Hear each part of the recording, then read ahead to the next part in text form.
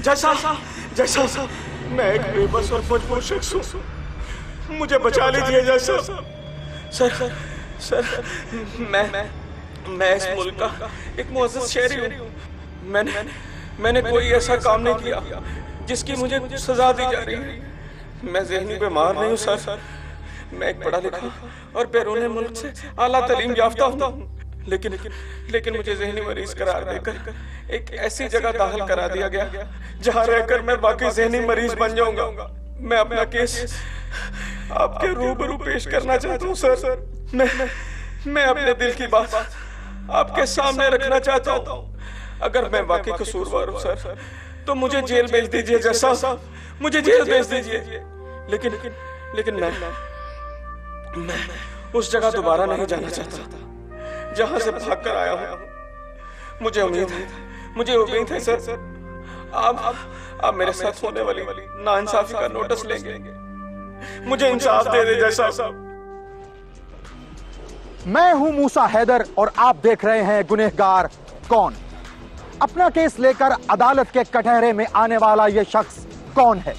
इसके साथ नाइंसाफी किसने की है? क्या अदालत इसकी बात सुनकर इसे इंसाफ फराहम करने के लिए इसके मुल्जिमान को अदालत के कटहरे में लाएगी, या फिर इसे एक बार फिर वाकई ज़हनी मरीज करार देकर वहीं भेज दिया जाएगा जहां से ये आया है? आपकी रुदाद और पेश आने वाले वाकयात को सुनकर अदालत तमाम मुतल्लिका अफराद को अपना मौक़िफ़ बयान करने के लिए अगले महीने की 12 तारीख को अदालत के रूबरू पेश होने का हुक्म देती है। मिस्टर तलहा जावेद, आप इस तारीख को अपने वकील के साथ पेश होंगे।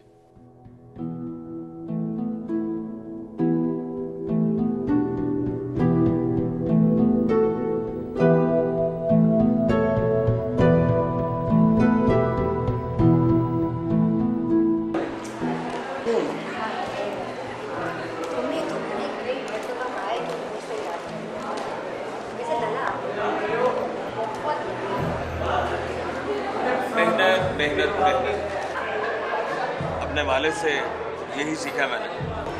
इसीलिए तो जनाब को 2 साल की स्कॉलरशिप भी मिल गई। ये सब मेरे माँ बाप की दुआओं का नतीजा। वैसे वो लोग अगर जिंदा होते तो तुम्हें देखकर बहुत खुश होते। शायद, लेकिन उनके ख्वाबों को मैं हकीकत ज़रूर बनाऊंगा, चाहे मुझे कुछ भी करना पड़े। वैसे तलहा जो सोच लेता है वो कर गुजरता है। मुझे तो नहीं भूल जाओगे? चाहो भी तो ऐसा नहीं कर सकता, बस थोड़ा वेट करो। मेरी हो, मेरी ही रहो। हाँ, वो परसों फ्लाइट है मेरी, दुआ करना सब ठीक हो जाए। इंशाल्लाह सब ठीक हो जाएगा। 2 साल चुटकियों में गुजर जाएगा। अल्लाह करे ऐसे मुझे बहुत भूख लगी है। क्या कहते हो? कैंटीन चले?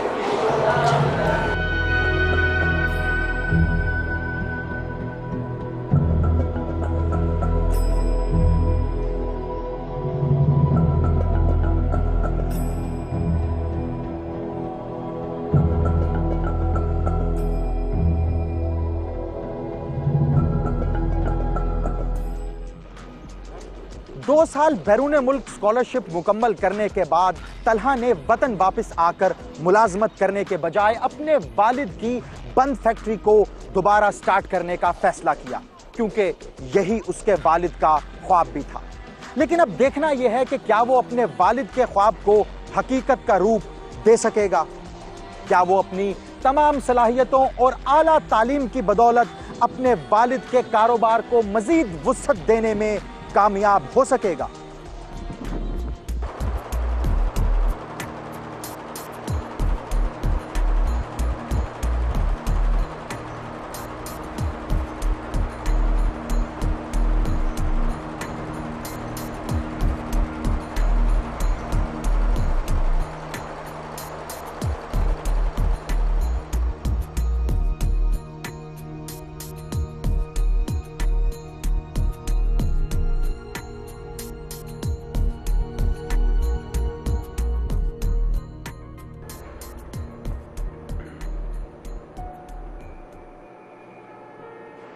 आज मेरे लिए बहुत खुशी का दिन है। मेरे वालिद साहब की बंद फैक्ट्री आज से दोबारा शुरू हो गई। ये आपकी हिम्मत है सर, वरना 4-5 साल से बंद फैक्ट्री नीलाम ही होती है। मुझे फख्र है अपने भांजे पर। अल्लाह ऐसी नेक औलाद हर माँ बाप को दे। हाँ, और एक और बात आपसे मैं शेयर करना चाहता हूँ। ये सिर्फ मेरी फैक्ट्री नहीं, हम सब की फैक्ट्री है। आप देखेंगे सर, हम सब आपके साथ कंधे से कंधा मिलाकर काम करेंगे। क्यों दोस्तों? जी हाँ। मुझे आपसे यही तवक्को है। हमारा रिज़्क इस फैक्ट्री से जुड़ा है। हमने अभी बहुत आगे जाना है इंशाअल्लाह।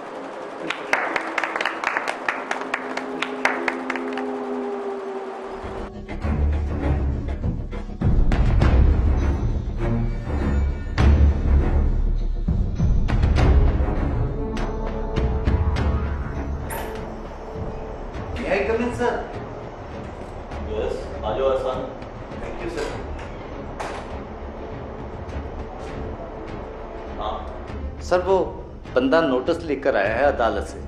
किस चीज का नोटिस? सर आपको अदालत ने तलब किया है। मामला क्या है? मामला वही है सर, तलहा का, जो कल हॉस्पिटल से भाग गया था। इसका मतलब है वो अदालत में चला गया।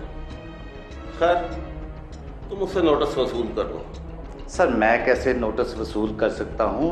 वो नोटिस आपके नाम का है, उस पे आपने दस्तखत करने हैं।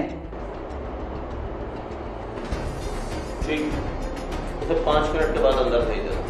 ठीक है सर, थैंक यू।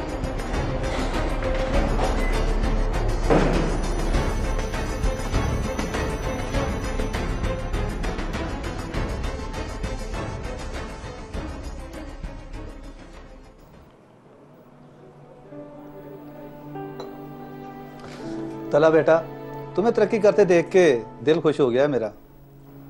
इसमें आपकी और तमाम वर्कर्स की मेहनत भी शामिल है मामू। बेटा पिछले सिर्फ 6 महीनों में 3 करोड़ का फायदा हुआ है फैक्ट्री को। लेकिन मामू, हमने अभी बहुत आगे जाना है। मेरे अब्बू और अम्मी का यही ख्वाब था। बेटा आज अगर मेरी बहन और तुम्हारी वालदा जिंदा होती तो बहुत खुश होती ये सब कुछ देखकर। मैं जब आपको देखता हूँ तो मुझे अम्मी याद आती है। ये तो तुम्हारा बड़ा फन है बेटा, जो मेरा इतना ख्याल करते हो। बेटा एक बात कहूँ? जी जी बताइए मामू। बेटा अल्लाह ने हर चीज से नवाजा है तुम्हें, अब शादी भी कर लो। हाँ, अब वाकई शादी कर लेनी चाहिए। जो मुझे पसंद है वो भी यही कहती है। क्या बेटा? कुछ नहीं मामू, चाय पिए आप। अच्छा।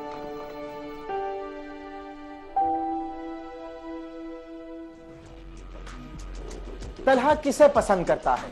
आखिर वो कौन खुशनसीब है जिसके साथ तलहा शादी करना चाहता है? कहते हैं मर्द और औरत को अगर अपनी पसंद का शरीके सफर मिल जाए तो जिंदगी सुकून के साथ गुजरती है। शायद यही वजह है कि तलहा ने अपने मामू के कहने पर फौरी तौर पर शादी करने का फैसला कर लिया। मगर सवाल यह पैदा होता है कि कारोबार में तरक्की की मनाजिल तय करने वाला तलहा क्या मोहब्बत में भी कामयाबी हासिल कर सकेगा?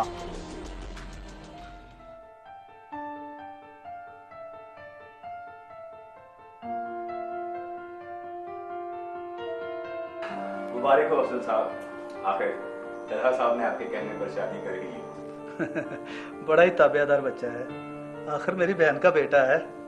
अल्लाह खुश रखे उनको। माशाल्लाह बहुत ही प्यारी जोड़ी लग रही थी। भाई आखिर तला की यूनिवर्सिटी की क्लास फेलो थी, उसने मुझे कहा, मैंने जाकर पसंद कर ली। माशाल्लाह किसी चीज की कमी नहीं सर के घर में। लड़की समझदार होगी तो सब कुछ अपना कर लेंगे। अपना करने की क्या जरूरत है सर, सब कुछ उसी का तो है। हाँ ये भी ठीक है, लेकिन एक बात से खौफ आता है मुझे। वो क्या? बीवी आने के बाद तला कहीं मामू को छोड़ ना दे। कैसी बातें कर रहे हैं आप अफजल साहब। एक तरफ तो ताबेदार बच्चा कहते हैं और दूसरी जानिब शक का इजहार करते हैं। इरफान साहब, जो पैसा है ना दिमाग खराब कर देता है। आप तो अकाउंटेंट हैं, आप ज़्यादा बेहतर समझते हैं। लेकिन मैं नहीं समझता कि सर आपसे कोई ज्यादती करेंगे। चलो देखते हैं। हाँ, वो मेरे चेक का क्या बना? सर चेक तो तैयार है, लेकिन सर के साइन करवाना बाकी है। अब ऐसा करके चेक मुझे दे दो, मैं घर से साइन करवा लूँगा।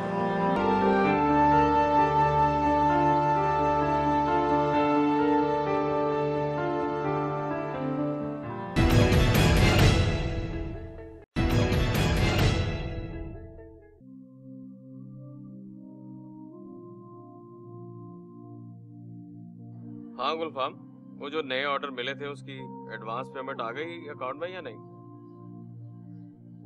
हाँ उन्हें ना रिमाइंडर भिजवा दो। हाँ हाँ, मैं 2-3 दिन में चक्कर लगाता हूँ। हाँ नई नई शादी है, पहला महीना तो लाइफ का एंजॉय करने दो। ठीक है, अल्लाह हाफिज। क्या कह रहा था गुलफाम? वो कोई ऑर्डर मिले हैं नए, तो उनके बारे में बता रहा था। देख ले जनाब, हमारे घर में एंटर होते ही आपको नए ऑर्डर्स भी मिलना शुरू हो गए। हाँ बिल्कुल, ये तो है, लेकिन मैं फैक्ट्री नहीं जाऊंगा तो काम खराब हो जाएगा। अरे मामू है ना, वो संभाल लेंगे। अगर मामू संभाल सकते तो फैक्ट्री के मालिक मामू होते, मैं नहीं। ये भी खूब कहा आपने। चले 1-2 दिन बाद चले जाइएगा। अच्छा छोड़े, मुझे आप ये बताएं, खाएंगे क्या? आप अपने हाथों से जो भी पका के खिलाएंगी हम खा लेंगे, लेकिन परवीन के हाथ का पका नहीं खाएंगे। जो हुक्म मेरे आका। अस्सलाम वालेकुम। वालेकुम अस्सलाम। वालेकुम अस्सलाम। वो बेटा, मैंने आप लोगों को परेशान तो नहीं किया? अरे कैसी बातें कर रहे हैं आप, ये आपका अपना घर है। देखा मामू, कैसी सिलेक्शन है मेरी, अच्छी है ना? हाँ तला बेटा, आप माशाल्लाह दोनों ही बहुत अच्छे। मामू आप बैठे, मैं आपके लिए चाय का कह के आती हूँ।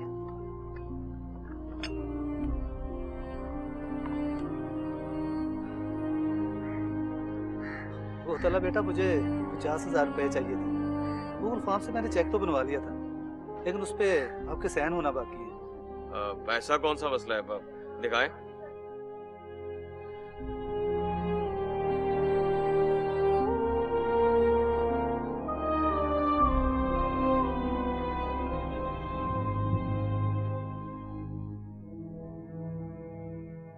इफ्तिखार, ये मोबाइल दे मुझे, और मुझे ये बता तू चाहता क्या है? उल्टी सीधी बात ना किया कर माँ, क्या किया है मैंने? अरे सारा दिन हमारा गर्दी करते हैं। हुलिया देखा तूने अपना? क्यों, क्या हुआ है मेरे हुलिये को? अरे तेरी उम्र के लड़के तो अपने माँ बाप का सहारा बनते हैं, और तू? कोई काम होगा तो करूंगा ना, अब्बा कहीं लगाता ही नहीं।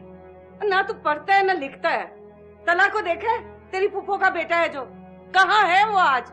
उसकी बात ना किया कर माँ, जो कुछ वो करता है मुझसे नहीं होगा। वो क्यों, कोई गलत काम करता है? अरे फैक्ट्री चलाता है, दिनों में करोड़पति हो गया वो। हाँ भाई, क्या बातें हो रही हैं? कैसी तबीयत? क्यों, क्या हुआ तबीयत को? ठीक हूँ मैं। अब्बा अम्मा को समझा दे, हर वक्त लेक्चर देती रहती है, तू पढ़ता नहीं है, तू कुछ करता नहीं है। हलीमा क्यों कहती रहती है इसे? एक ही तो बेटा है मेरा। तो क्या कोई गलत बात तो नहीं कहती? इसकी उम्र के लड़के क्या कुछ नहीं करते? इसका बाप अभी है ना कमाने के लिए, सब कुछ पूरा कर रहा हूँ ना मैं। देखती हूँ कितने दिन चलता है यूं ही। देख तू फिक्र ना कर, अगर मुझे कुछ हो भी गया ना तो इसके लिए इतना छोड़ के जाऊंगा कि इसे किसी के आगे हाथ फैलाने की जरूरत नहीं पड़ेगी। ठीक है, किसी के आगे हाथ फैलाने की जरूरत नहीं पड़ेगी। इफ्तिखार यार, तू भी कुछ समझ यार, ना कर इस तरह। क्या अपने भांजे की फैक्ट्री में काम करने वाला एक मुलाजमत पेशा शख्स हक हलाल से इतना कुछ कमा और बना सकता है कि उसके दुनिया से जाने के बाद उसके घर वालों को किसी के सामने हाथ फैलाने की जरूरत पेश ना आए? आखिर इस घर के सरबराह ने क्या सोच रखा है? वो इतना मुतमईन क्यों है? एक छोटे से घर में रहने वाला आखिर अपने बेटे के लिए क्या छोड़ के जा सकता है?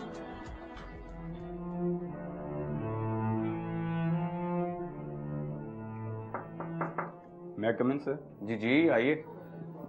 अस्सलाम वालेकुम सर। वालेकुम सलाम गुलफाम साहब। सुनाइए क्या चल रहा है आजकल? मुबारक हो, 2 ऑर्डर और मिल गए हैं। अल्लाह का बड़ा करम है सर, इस सब में आपकी मेहनत शामिल है। हाँ ये तो है।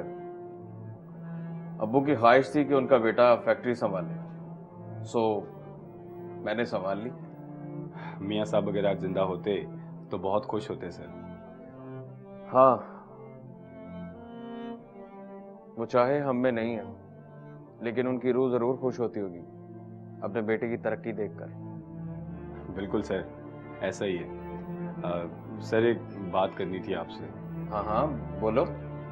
सर आपके मामू अफजल आजकल बहुत खर्चा करवा रहे हैं सर। मतलब? सर जब भी परचेजिंग के लिए जाते हैं तो हर दफ़ा पैसों की डिमांड करते हैं सर। तो हाँ परचेजिंग के लिए तो पैसे चाहिए होते हैं। नहीं सर, वो इसके अलावा भी डिमांड करते हैं सर। बुरा ना मानिएगा, 1 लाख की चीज़ का बिल 1.5 लाख का लाते हैं। अच्छा चलो देखते हैं। इस वक्त हैं कहाँ मामू? सर अभी फ़ोन आया था उनका, मार्केट में है। ठीक है, वो आए तो मेरे पास भेज दीजिए। हाँ बिल्कुल सर। हाँ सर मेरा ना बताइएगा, वो नाराज़ होंगे मुझसे। बेफिक्र हो जाए, आपका नाम नहीं आएगा। और कुछ? सर कुछ डॉक्यूमेंट साइन करवाने हैं, वो ले आऊँ मैं? हाँ हाँ ले आओ। Thank you.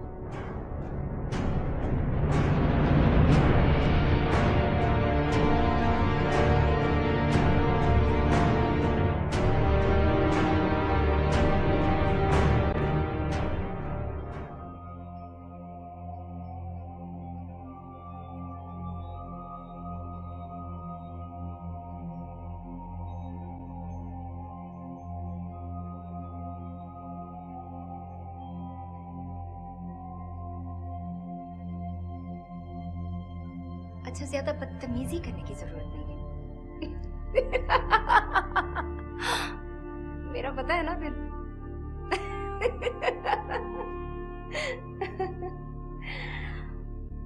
प्यार तो प्यार होता है ना जी, पहला क्या दूसरा क्या। हाँ जी, मुझे अपना प्यार भी चाहिए और स्टेटस भी। जी।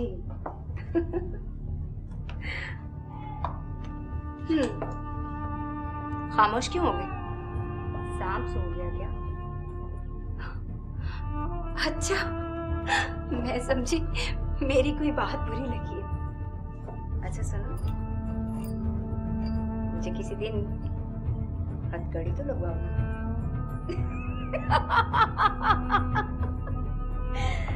सुना, आपको मालूम है मैं हथकड़ी नहीं लगवाऊंगी, सीधा जेल करवाऊंगी। कैसा लगता है? कोई आ गया, मैं बाद में फोन करती हूँ। कैसी हो नाजिया? लगता है किसी खास जानने वाले का फोन था। मेरी एक सहेली थी, उससे बात हो रही थी। सहेली से बात हो रही थी या?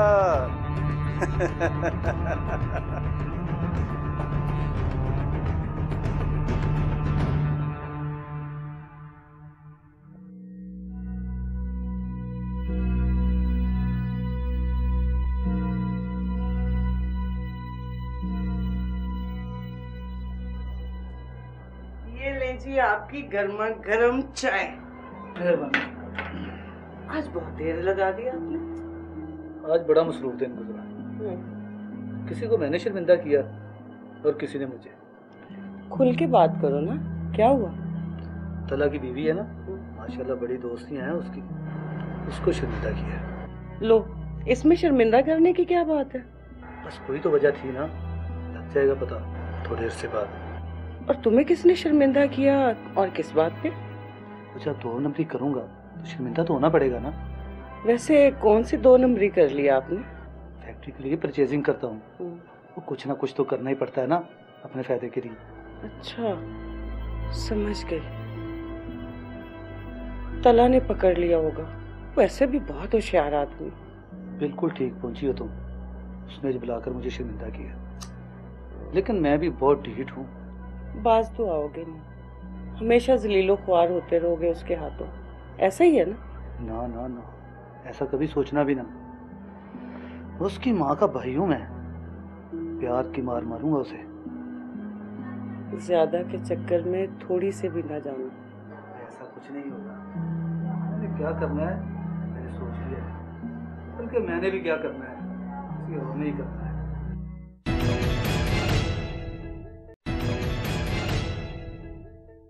क्या हुआ तला?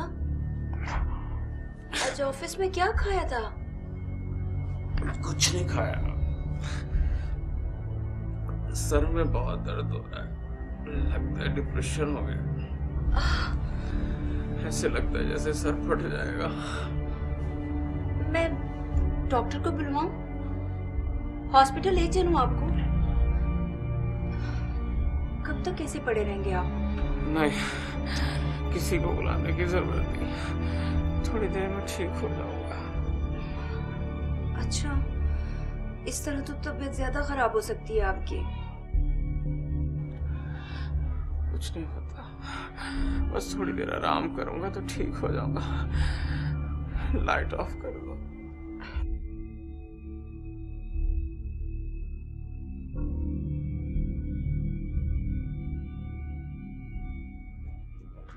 एक अच्छे खासे खाते पीते शख्स के साथ ऐसा अचानक क्या हुआ कि वो डिप्रेशन का मरीज बन गया?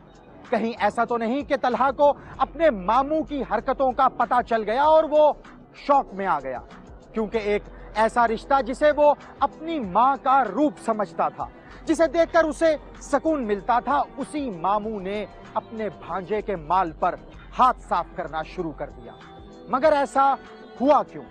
तलहा जो अपने मामू की हर ख्वाहिश को पूरा करना अपना फर्ज समझता था, आखिर उसने नाजायज तरीके से माल बनाना क्यों शुरू कर दिया?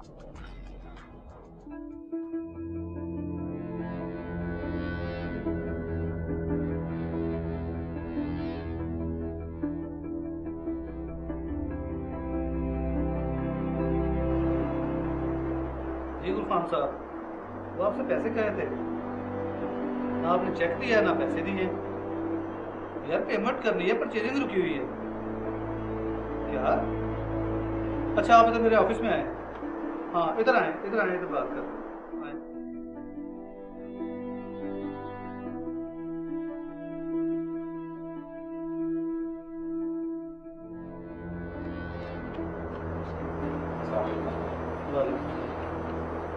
असल साहब, तलहा साहब ने कहा है कि आप आज से फैक्ट्री में काम करेंगे, परचेजिंग नहीं करेंगे। क्यों? उसने ऐसा क्यों कहा? मेरा ख्याल है उन्होंने सोचा हो कि आप सुकून से दफ्तर में बैठ के काम करें। नहीं चाहिए मुझे सुकून, मैं चलने फिरने वाला बंदा हूँ, मैं एक जगह बैठ के काम नहीं कर सकता। तो आप खुद जाके तलहा साहब से बात कर लें, मुझे तो उन्होंने जो कहा मैंने बता दिया।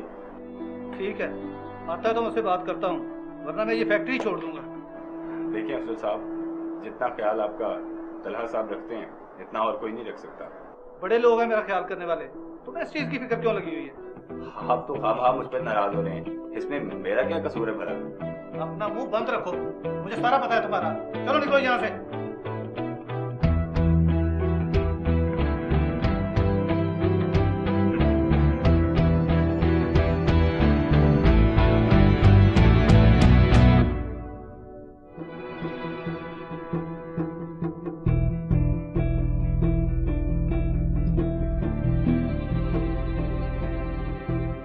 देखो नाजिया, मैं पहले नफ्सियात का डॉक्टर हूँ और बाद में पुलिस ऑफिसर, लेकिन जो कंडीशन तुमने तलहा की बताई है वो काफ़ी ख़तरनाक है। वो तो मुझे मालूम है, लेकिन ये बताओ कि उसका इलाज कैसे होगा? देखो, इसके दो तरीके, एक परमानेंट और दूसरा आर्जी। जो तुम बेहतर समझते हो कर लेते हैं, लेकिन आजकल जो सिचुएशन है वो उसकी मुझे ठीक नहीं लग रही, बहुत खतरनाक है। असल में उसे रेस्ट की ज़रूरत है, और रेस्ट भी ऐसा जिसमें उसे कोई डिस्टर्ब ना करे। तो बताओ ना, पहेलियां क्यों बुझवा रहे हो?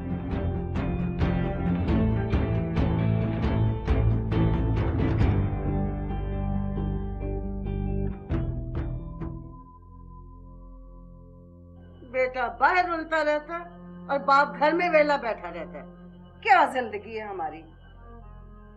सुना है, मैं आपसे कह रही हूँ। बस इतने दिनों से तंग आ गई हो तुम।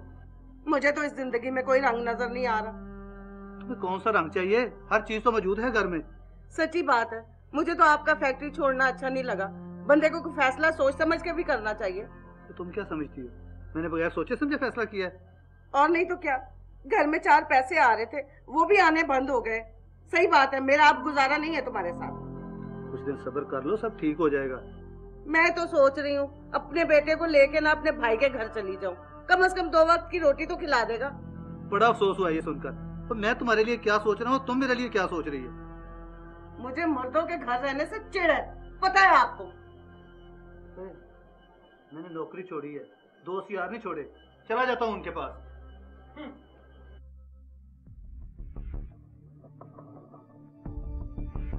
परवीन जी, बाजी क्या कर रही हो? अरे बड़ी प्यारी खुशबू है, बहुत अच्छा खाना बनाती हो। परवीन, कितना अरसा हो गया तुम्हारा अपने माँ बाप के पास चक्कर ही नहीं लगा। जब आप बाजी भेजेंगी मैं चली जाऊंगी। तुम्हें तो पता ही है, साहब की तबीयत बहुत खराब रहने लगी है। बहुत जिद करते हैं कि अब उनका खाना मैं खुद बनाऊं। देख ले बाजी, जैसे साहब कहते हैं वैसे करें। मैं ऐसा करती हूँ, तुम्हें चौकीदार के साथ भिजवा देती हूँ, वो तुम्हें गांव छोड़ देगा। नहीं बाजी, आप ऐसा करें, मेरे भाई को फोन करा दें, वो मुझे आके ले जाएगा। भाई को? देखो, हो सकता है तुम्हारा भाई फ्री ना हो, तुम ऐसा करो आज ही चली जाओ। मैंने तुम्हारे लिए कुछ पैसे भी रखे हैं, वो भी साथ ले जाना। ठीक है बाजी, जब आप मुझे फोन करेंगी मैं आ जाऊंगी। हाँ ठीक है। और हाँ, कुछ कपड़े भी रखे हैं, वो भी साथ जरूर लेके जाना। ठीक है, जाओ तैयारी कर।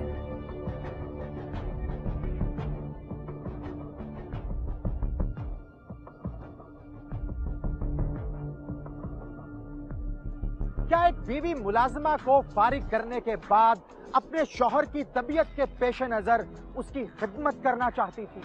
क्या वो शौहर को अपने हाथों से खाना बनाकर खिलाना चाहती थी? इस घर में ना पैसों की कमी है और ना ही मोहब्बत की। तबीयत के खराब होने के बावजूद तलहा अपने दफ्तर को पूरा वक्त दे रहा था।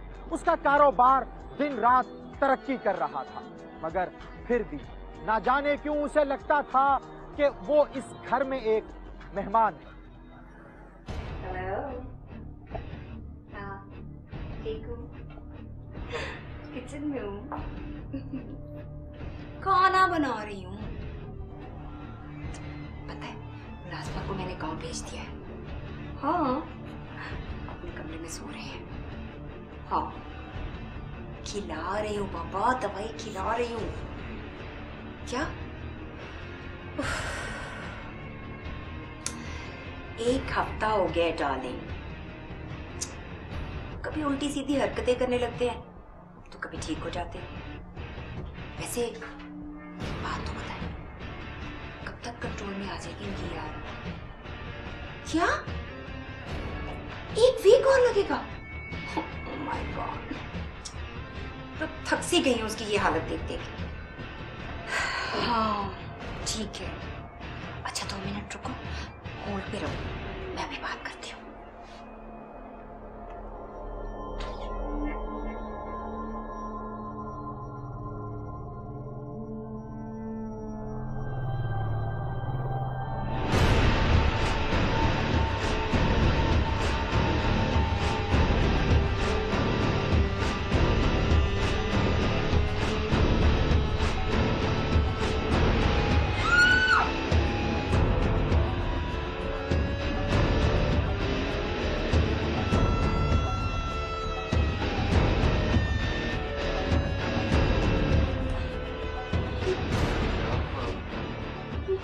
नाज़िया,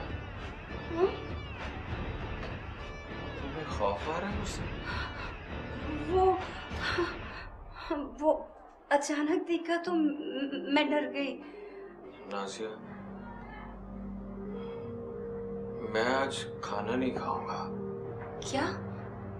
खाना नहीं खाओगे? डाले,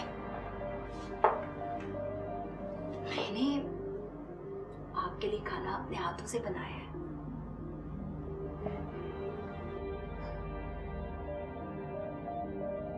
इसीलिए तो नहीं खाना।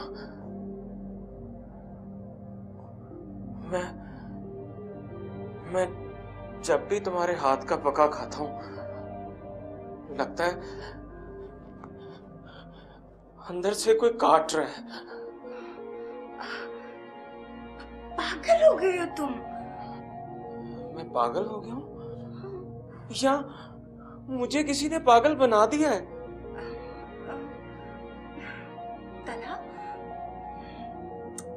तुम जाके आराम करो ना, जाओ लेट जाओ कमरे में, मैं तुम्हारे लिए अभी खाना बना के लाती हूं।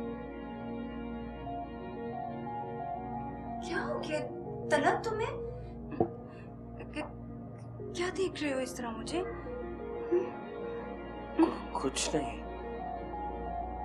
वैसे तुम मेरी बीवी ही हो ना? हाँ। क्या हो गया तला तुम्हें? तुम्हें कोई शक है मैं तुम्हारी बीवी नहीं हूँ? तुम जाओ ना कमरे में, जाके आराम करो, जाए ना।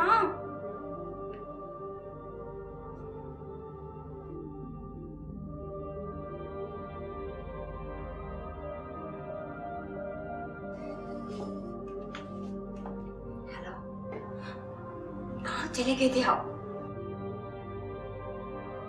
तला गए थे इधर,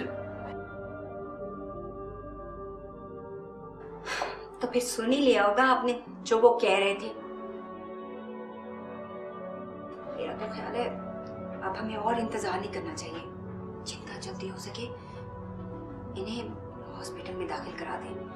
तुमने कहा था डॉक्टर तनवीर से बात करोगे, तो कब करोगे? क्या फायदा है तुम्हारा पुलिस में होने का? तुम्हें पता है इसके मामू ने मेरी जिंदगी अलग खराब की हुई है। उसे हमारी सारी बातों का पता है, मुझे कुछ पता नहीं है। कल तक आप इसे एडमिट करा दें। अच्छा मैं फोन रखती हूँ, मैं खाना दे दूँ उसको। Okay bye.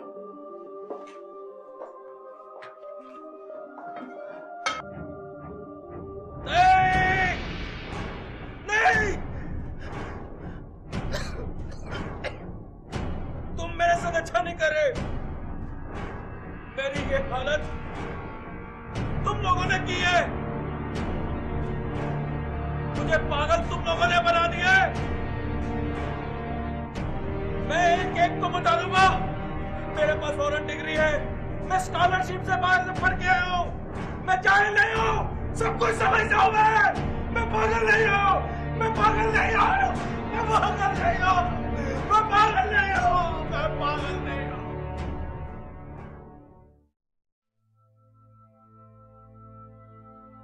जज साहब, मैं पागल नहीं। इन सब लोगों ने मुझे पागल करार देकर मेंटल हॉस्पिटल में दाखिल करवाया था।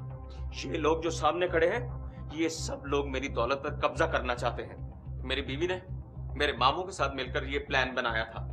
सामने खड़ा ये पुलिस ऑफिसर और हॉस्पिटल का ये डॉक्टर, सब शरीक हैं इनके साथ। ये सब मेरे मुलजिम हैं।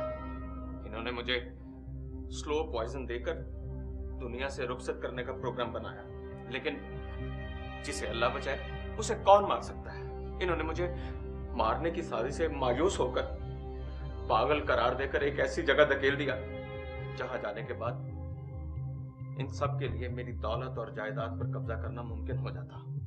मगर जज साहब, मैं वहां से फरार होकर आज इंसाफ के लिए आपके सामने हाजिर हूं। मुझे इंसाफ चाहिए जज साहब, मुझे इंसाफ चाहिए जज साहब। तलहा अदालत के कटहरे तक तो पहुंच गया, मगर क्या उसे इंसाफ मिलेगा? क्या उसके मुल्जिम सामने आएंगे? क्या वो उनके सामने ये साबित करने में कामयाब हो जाएगा कि वो ज़हनी मरीज नहीं है? अदालत किसे गुनहगार करार देगी और कौन बरी होकर अपनी जिंदगी दोबारा शुरू करने में कामयाब होगा? ये सब तो वक्त ही बताएगा। लेकिन ये सारा केस देखने के बाद आप क्या कहते हैं? इस केस में असल गुनहगार कौन है? अपनी आवाज हम तक पहुंचाने के लिए हमें ज्वाइन करें फेसबुक पर। हमारा फेसबुक अकाउंट है facebook.com/गुनहगार कौन। हमें ट्वीट करें या फिर ईमेल करें। हमारा ईमेल आईडी है gk@sama.tv। याद रखें, किसी भी जुल्म के खिलाफ खामोश रहना भी एक जुल्म है। आपसे मुलाकात होगी अगले हफ्ते एक और सच्ची कहानी के साथ और देखेंगे गुनहगार कौन।